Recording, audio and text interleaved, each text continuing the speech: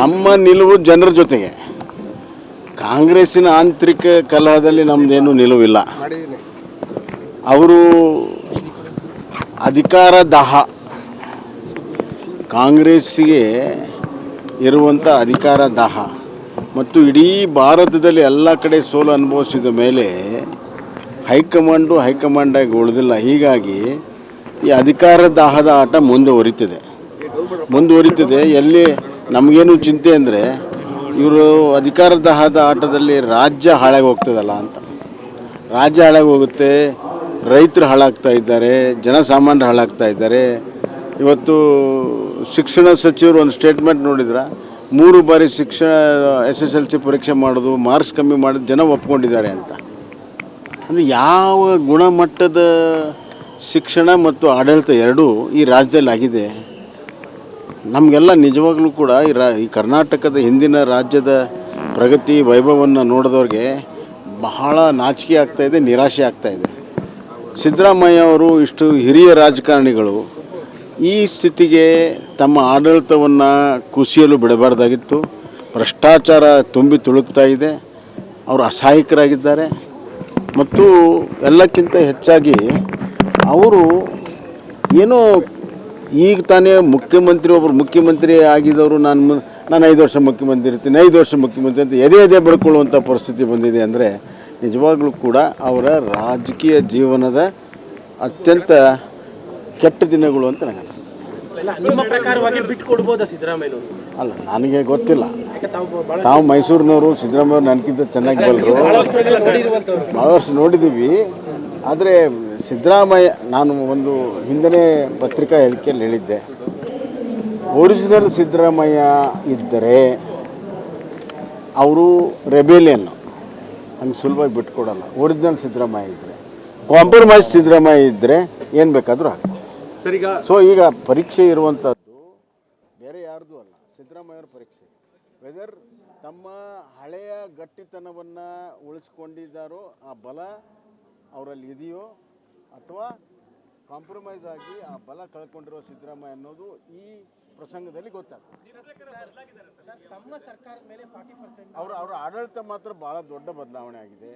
ನಾನು ಹೇಳಿದ್ನಲ್ಲ, ಅತ್ಯಂತ ತೆಳಹಂತಕ್ಕೆ ಮುಟ್ಟಿದೆ, ಪ್ರಗತಿ ಇಲ್ಲ, ಭ್ರಷ್ಟಾಚಾರ ಇದೆ, ಸೌಜನ್ಯ ಪಕ್ಷಪಾತ ಇದೆ. ನಾವು ಮೊದಲಿನ ಅವರ ಒಂದು 5 ವರ್ಷಕ್ಕೂ ಈ ವರ್ಷಕ್ಕೂ ಭಾಳ ವ್ಯತ್ಯಾಸ ಇದೆ.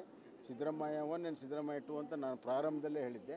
ಭಾಳ ಅಧಿಪತನಕ್ಕೆ ಹೋಗಿದೆ. ಸರ್, ತಮ್ಮ ಗೋಲ್ ಮೇಲೆ 40% ಆರೋಪವನ್ನು ಇವ್ರು ಮಾಡಿದ್ರು. ಈಗ ಸ್ಥಿತಿ ಯಾವ ಥರ ಕಾಣ್ತಾ ಇದೆ ನೋಡಿ. ನಮ್ಮ ಮೇಲೆ 40% ಆಡಳಿತ ಮಾಡಿದ್ದು ಶುದ್ಧ ಸುಳ್ಳು ಅಂತ ಆಗಿದೆ. ಅವರೆಲ್ಲ ಕಮಿಷನ್ನಲ್ಲೇ, ಜುಡಿಷಿಯಲ್ ಕಮಿಷನ್ನಲ್ಲೇ ಹೇಳಿದ್ದಾರೆ ಈ ಥರ ಪ್ರಸಂಗಗಳಿಲ್ಲ ಅಂತ. ಅದು ರಾಜಕೀಯ ಪ್ರೇರಿತವಾಗಿರುವಂಥ ಕಾಂಟ್ರಾಕ್ಟರ್ ಅವತ್ತು ಮಾಡಿದ್ರು. ನಾನು ಮುಖ್ಯಮಂತ್ರಿ ಆಗುವ ಪ್ರಾರಂಭದ ಮುಂಚೆನೇ ಮಾಡಿದ್ರು. ನಾವು ಅದಕ್ಕೆ ಭಾಳಷ್ಟು ಲೋಕಾಯುಕ್ತರ ತನಿಖೆ ಮಾಡಿ ಏನು ಬೇಕಾದರೂ ಮಾಡಿ ಅಂದರೂ ಕೂಡ ಅವ್ರು ಪ್ರಚಾರ ಮಾಡಿದ್ರು ಇಲೆಕ್ಷನ್ನಲ್ಲಿ. ಈಗ ಪರಿಸ್ಥಿತಿ ಕಾಂಟ್ರಾಕ್ಟರೇ ಹೇಳ್ತಾ ಇದ್ದಾರೆ, PWD ಇರಿಗೇಷನ್ ಕಾಂಟ್ರಾಕ್ಟರ್ ಹೇಳ್ತಾರೆ 80% ಆಗಿದೆ ಅಂತ. ಎಲೆಕ್ಟ್ರಿಕ್ ಕಾಂಟ್ರಾಕ್ಟರು ಮೀಟರಲ್ಲಿ ದೊಡ್ಡ ಪ್ರಮಾಣದಲ್ಲಿ ಭ್ರಷ್ಟಾಚಾರ ಆಗಿದೆ ಅಂತ ಹೇಳ್ತಾರೆ. ಎಲ್ಲ ಇದು ಹೊರಗುತ್ತಿಗೆದಾರರ ರಿಕ್ರೂಟ್ಮೆಂಟಲ್ಲಿ ಭ್ರಷ್ಟಾಚಾರ ಆಗಿದೆ ಅಂತಾರೆ. ಟೀಚರ್ ರಿಕ್ರೂಟ್ಮೆಂಟ್ ಭ್ರಷ್ಟಾಚಾರ ಆಗಿದೆ ಅಂತಾರೆ. ಭ್ರಷ್ಟಾಚಾರ ತುಂಬಿ ತುಳುಕ್ತಾ ಇದೆ. ಈಗ ಯತ್ನಿಂದ ಅವರು ಉತ್ತರ ಕರ್ನಾಟಕದ ಶಾಸಕರನ್ನ ಭೇಟಿ ಮಾಡ್ತಾ ಇದ್ದಾರೆ. ಕುದುರೆ ವ್ಯಾಪಾರದ ಬಗ್ಗೆ ಚರ್ಚೆ ಆಗ್ತಾ ಇದೆ. ಅಲ್ಲ, ಅದ್ರ ಬಗ್ಗೆ ನಾನೇನು ಕಮೆಂಟ್ ಮಾಡೋಕ್ಕಾಗಲ್ಲ. ಆದರೆ ಇಷ್ಟು ಮಾತ್ರ ನಿಜ, ಕಾಂಗ್ರೆಸ್ಸಿನ ಅತ್ಯಂತ ಅತಿ ದೊಡ್ಡ ನಾಯಕರು ಶಾಸಕರನ್ನು ಒಲಿಸುವಂಥ ಪರಿಸ್ಥಿತಿಗೆ ಬಂದಿದೆ. ಸೊ ಒಲಿಸುವಂಥದ್ದೇನು ಎಲ್ಲ ಪ್ರಕ್ರಿಯೆ ಇದೆ ಅದರಲ್ಲಿ. ಹಣದಲ್ಲಿ ಖರೀದಿ ಮಾಡುವಂತ ಕೆಲಸ ಆಗ್ತಾ ಇದೆ ಅಂತ, ಹಣಬಲದಿಂದ ಖರೀದಿ ತಮ್ಮ ಪಕ್ಷದವ್ರಿಗೆ ಹಣದ ಆಮಿಷ ಕೊಡುವಂಥದ್ದು ಆಗ್ತಾ ಇದೆ ಅಂತ. ಅಲ್ಲ, ಅದು ಈಗ ಇಡೀ ಕಾಂಗ್ರೆಸ್ ನಿಂತಿರೋದೇ ಹಣದ ಮೇಲೆ, ಹೈಕಮಾಂಡ್ ನಿಂತಿರುವಂಥದ್ದು ಹಣದ ಮೇಲೆ. ಸೊ ಹೈಕಮಾಂಡೇ ಹಣ ತಗೊಂಡು ತೀರ್ಮಾನ ಮಾಡುವಾಗ ಶಾಸಕರಿಗೆ ಅದೇ ದಾರಿ ಅಲ್ವಾ. ಸರ್, ಸಿದ್ದರಾಮಯ್ಯ ಅವರು CM ಆಗಿದ್ದಾರೆ, ಹೈಕಮಾಂಡ್ ಹೇಳಿದ್ರೆ ಮುಂದುವರಿತೇನೆ ಅನ್ನೋ ಒಂದು ಪದವನ್ನು ಇವತ್ತು ಬಳಸಿದ್ದಾರೆ. ಅದೇ ನಾನು ಹೇಳಿದ್ದು, whether he is the original rebel Siddaramaiah ಅವರ ಕಾಂಪ್ರಮೈಸ್ ಸಿದ್ದರಾಮಯ್ಯ ಅಂತ. ಅದು ಗೊತ್ತಾಗುತ್ತೆ.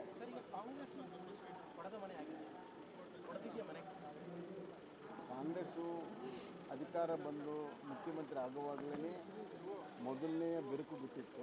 ಆ ಬಿರುಕಿಗೆ ಭಾಳ ದೊಡ್ಡದಾಗಿದೆ, ಒಡೆದು ಹೋಳಾಗಿದೆ. ಇದ್ರಾಗ ಲಾಭ ನಷ್ಟ ಪ್ರಶ್ನೆನೇ ಇಲ್ಲ. ಜನ ಕಾಯ್ತಾ ಇದ್ದಾರೆ ಯಾವಾಗ ಈ ಸರ್ಕಾರ ತೊಲಗ್ತದೋ ಅನ್ನೋಂಥದ್ದು ಕಾಯ್ತಾ ಇದ್ದಾರೆ. ಖಂಡಿತವಾಗೂ ಮುಂದಿನ ಚುನಾವಣೆಗೆ BJP ದೊಡ್ಡ ಬಿಹಾರ ಮಾದರಿಯಲ್ಲಿ ದೊಡ್ಡ ಪ್ರಮಾಣದಲ್ಲಿ ನಾವು ಸರ್ಕಾರವನ್ನು ಮಾಡ್ತೀವಿ. ಸರ್, ದೇಶದಲ್ಲಿ ಕಾಂಗ್ರೆಸ್ಸೇತರ ಸರ್ಕಾರಕ್ಕೆ ಒಲವನ್ನು ತೋರಿಸ್ತಾ ಇರುವಂಥದ್ದು BJP. ಕಾಂಗ್ರೆಸ್ಸೇತರ ಸರ್ಕಾರಕ್ಕೆ ರಾಜ್ಯದಲ್ಲಂಥ ಪರಿಸ್ಥಿತಿ ಬಂದರೆ BJP ಅದಕ್ಕೆ ಮುಂದಾಗುತ್ತಾ ಅಂತ? ಅಲ್ಲ, ಈಗ ನಮ್ದು ಯಾವಾಗಲೂ ಕೂಡ ಕಾಂಗ್ರೆಸ್ ವಿರುದ್ಧವೇ ನಮ್ಮದು ನೀತಿ ನಿಯಮ ಹೋರಾಟ ಎಲ್ಲ. ಸೊ ಅದು ಕಾಂಗ್ರೆಸ್ ತೆಗೆಯೋದಕ್ಕೆ ಏನು ಬೇಕು ಎಲ್ಲ ಮಾಡ್ತೀವಿ. ನಮ್ಮ ನಿಲುವು ಜನರ ಜೊತೆಗೆ. ಕಾಂಗ್ರೆಸ್ಸಿನ ಆಂತರಿಕ ಕಲಹದಲ್ಲಿ ನಮ್ಮದೇನು ನಿಲುವಿಲ್ಲ. ಅವರು ಅಧಿಕಾರ ದಾಹ, ಕಾಂಗ್ರೆಸ್ಸಿಗೆ ಇರುವಂಥ ಅಧಿಕಾರ ದಾಹ ಮತ್ತು ಇಡೀ ಭಾರತದಲ್ಲಿ ಎಲ್ಲ ಕಡೆ ಸೋಲು ಅನುಭವಿಸಿದ ಮೇಲೆ ಹೈಕಮಾಂಡಾಗಿ ಉಳಿದಿಲ್ಲ. ಹೀಗಾಗಿ ಈ ಅಧಿಕಾರ ದಾಹದ ಆಟ ಮುಂದುವರಿತಿದೆ. ಎಲ್ಲಿ ನಮಗೇನು ಚಿಂತೆ ಅಂದರೆ ಇವರು ಅಧಿಕಾರ ದಾಹದ ಆಟದಲ್ಲಿ ರಾಜ್ಯ ಹಾಳಾಗಿ ಹೋಗ್ತದಲ್ಲ ಅಂತ. ರಾಜ್ಯ ಹಾಳಾಗಿ ಹೋಗುತ್ತೆ, ರೈತರು ಹಾಳಾಗ್ತಾ ಇದ್ದಾರೆ, ಜನಸಾಮಾನ್ಯರು ಹಾಳಾಗ್ತಾ ಇದ್ದಾರೆ. ಇವತ್ತು ಶಿಕ್ಷಣ ಸಚಿವರು ಒಂದು ಸ್ಟೇಟ್ಮೆಂಟ್ ನೋಡಿದ್ರೆ 3 ಬಾರಿ SSLC ಪರೀಕ್ಷೆ ಮಾಡೋದು, ಮಾರ್ಕ್ಸ್ ಕಮ್ಮಿ ಮಾಡೋದು ಜನ ಒಪ್ಕೊಂಡಿದ್ದಾರೆ ಅಂತ. ಅಂದರೆ ಯಾವ ಗುಣಮಟ್ಟದ ಶಿಕ್ಷಣ ಮತ್ತು ಆಡಳಿತ ಎರಡೂ ಈ ರಾಜ್ಯದಲ್ಲಿ ಆಗಿದೆ. ನಮಗೆಲ್ಲ ನಿಜವಾಗ್ಲೂ ಕೂಡ ಈ ಕರ್ನಾಟಕದ ಹಿಂದಿನ ರಾಜ್ಯದ ಪ್ರಗತಿ ವೈಭವವನ್ನು ನೋಡಿದವ್ರಿಗೆ ಬಹಳ ನಾಚಿಕೆ ಆಗ್ತಾಯಿದೆ, ನಿರಾಶೆ ಆಗ್ತಾಯಿದೆ. ಸಿದ್ದರಾಮಯ್ಯ ಅವರು ಇಷ್ಟು ಹಿರಿಯ ರಾಜಕಾರಣಿಗಳು ಈ ಸ್ಥಿತಿಗೆ ತಮ್ಮ ಆಡಳಿತವನ್ನು ಕುಸಿಯಲು ಬಿಡಬಾರ್ದಾಗಿತ್ತು. ಭ್ರಷ್ಟಾಚಾರ ತುಂಬಿ ತುಳುಕ್ತಾ ಇದೆ, ಅವರು ಅಸಹಾಯಕರಾಗಿದ್ದಾರೆ. ಮತ್ತು ಎಲ್ಲಕ್ಕಿಂತ ಹೆಚ್ಚಾಗಿ ಅವರು ಏನೋ ಈಗ ತಾನೇ ಒಬ್ಬರು ಮುಖ್ಯಮಂತ್ರಿ ಆಗಿದ್ದವರು ನಾನು 5 ವರ್ಷ ಮುಖ್ಯಮಂತ್ರಿ ಇರ್ತೀನಿ, 5 ವರ್ಷ ಮುಖ್ಯಮಂತ್ರಿ ಅಂತ ಎದೆ ಬಡ್ಕೊಳ್ಳುವಂಥ ಪರಿಸ್ಥಿತಿ ಬಂದಿದೆ. ಅಂದರೆ ನಿಜವಾಗ್ಲೂ ಕೂಡ ಅವರ ರಾಜಕೀಯ ಜೀವನದ ಅತ್ಯಂತ ಕೆಟ್ಟ ದಿನಗಳು ಅಂತ ನನಗೆ ಅನಿಸುತ್ತೆ. ನಿಮ್ಮ ಪ್ರಕಾರವಾಗಿ ಬಿಟ್ಟುಕೊಡ್ಬೋದಾ ಸಿದ್ದರಾಮಯ್ಯನವರು? ಅಲ್ಲ, ನನಗೆ ಗೊತ್ತಿಲ್ಲ. ತಾವು ಮೈಸೂರಿನವರು, ಸಿದ್ದರಾಮಯ್ಯವ್ರು ನನಗಿಂತ ಚೆನ್ನಾಗಿ ಬಲ್ಲರು, ಭಾಳ ವರ್ಷ ನೋಡಿದ್ದೀವಿ.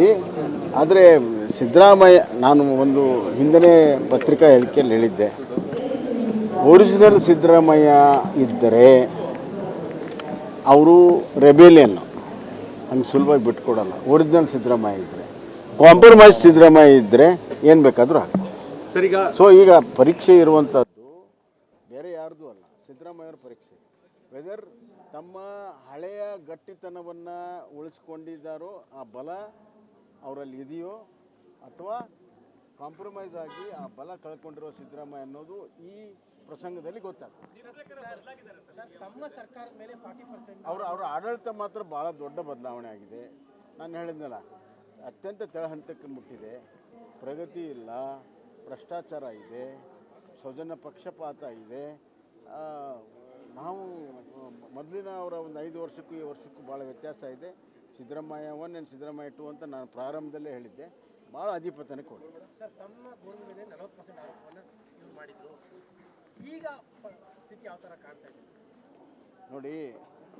ನಮ್ಮ ಮೇಲೆ 40% ಆಡಳಿತ ಮಾಡಿದ್ದು ಶುದ್ಧ ಸುಳ್ಳು ಅಂತ ಆಗಿದೆ. ಅವರೆಲ್ಲ ಕಮಿಷನ್ನಲ್ಲೇ, ಜುಡಿಷಿಯಲ್ ಕಮಿಷನ್ನಲ್ಲೇ ಹೇಳಿದ್ದಾರೆ ಈ ಥರ ಪ್ರಸಂಗಗಳಿಲ್ಲ ಅಂತ. ಅದು ರಾಜಕೀಯ ಪ್ರೇರಿತವಾಗಿರುವಂಥ ಕಾಂಟ್ರಾಕ್ಟರ್ ಅವತ್ತು ಮಾಡಿದ್ರು. ನಾನು ಮುಖ್ಯಮಂತ್ರಿ ಆಗುವ ಪ್ರಾರಂಭದ ಮುಂಚೆನೇ ಮಾಡಿದ್ರು. ನಾವು ಅದಕ್ಕೆ ಭಾಳಷ್ಟು ಲೋಕಾಯುಕ್ತರ ತನಿಖೆ ಮಾಡಿ ಏನು ಬೇಕಾದರೂ ಮಾಡಿ ಅಂದರೂ ಕೂಡ ಅವ್ರು ಪ್ರಚಾರ ಮಾಡಿದ್ರು ಇಲೆಕ್ಷನ್ನಲ್ಲಿ. ಈಗ ಪರಿಸ್ಥಿತಿ ಕಾಂಟ್ರಾಕ್ಟರೇ ಹೇಳ್ತಾ ಇದ್ದಾರೆ, PWD ಇರಿಗೇಷನ್ ಕಾಂಟ್ರಾಕ್ಟರ್ ಹೇಳ್ತಾರೆ 80% ಆಗಿದೆ ಅಂತ. ಎಲೆಕ್ಟ್ರಿಕ್ ಕಾಂಟ್ರಾಕ್ಟರು ಮೀಟರಲ್ಲಿ ದೊಡ್ಡ ಪ್ರಮಾಣದಲ್ಲಿ ಭ್ರಷ್ಟಾಚಾರ ಆಗಿದೆ ಅಂತ ಹೇಳ್ತಾರೆ. ಎಲ್ಲ ಇದು ಹೊರಗುತ್ತಿಗೆದಾರರ ರಿಕ್ರೂಟ್ಮೆಂಟಲ್ಲಿ ಭ್ರಷ್ಟಾಚಾರ ಆಗಿದೆ ಅಂತಾರೆ. ಟೀಚರ್ ರಿಕ್ರೂಟ್ಮೆಂಟ್ ಭ್ರಷ್ಟಾಚಾರ ಆಗಿದೆ ಅಂತಾರೆ. ಭ್ರಷ್ಟಾಚಾರ ತುಂಬ ತುಳುಕ್ತಾ ಇದೆ. ಈಗ ಯತ್ನಿಂದ ಅವರು ಉತ್ತರ ಕರ್ನಾಟಕದ ಶಾಸಕರನ್ನ ಭೇಟಿ ಮಾಡ್ತಾ ಇದ್ದಾರೆ. ಕುದುರೆ ವ್ಯಾಪಾರದ ಬಗ್ಗೆ ಚರ್ಚೆ ಆಗ್ತಾ ಇದೆ. ಅಲ್ಲ, ಅದ್ರ ಬಗ್ಗೆ ನಾನೇನು ಕಮೆಂಟ್ ಮಾಡೋಕ್ಕಾಗಲ್ಲ. ಆದರೆ ಇಷ್ಟು ಮಾತ್ರ ನಿಜ, ಕಾಂಗ್ರೆಸ್ಸಿನ ಅತ್ಯಂತ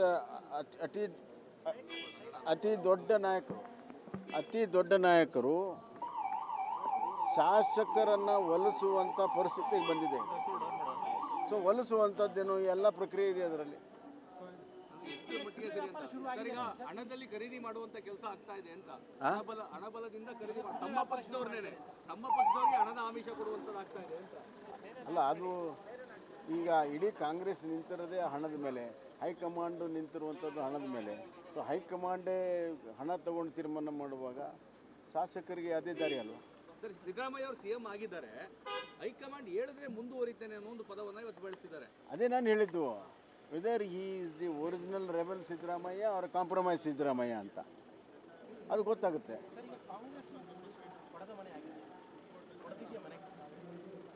ಕಾಂಗ್ರೆಸ್ಸು ಅಧಿಕಾರ ಬಂದು ಮುಖ್ಯಮಂತ್ರಿ ಆಗುವಾಗಲೇ ಮೊದಲನೆಯ ಬಿರುಕು ಬಿಟ್ಟಿತ್ತು.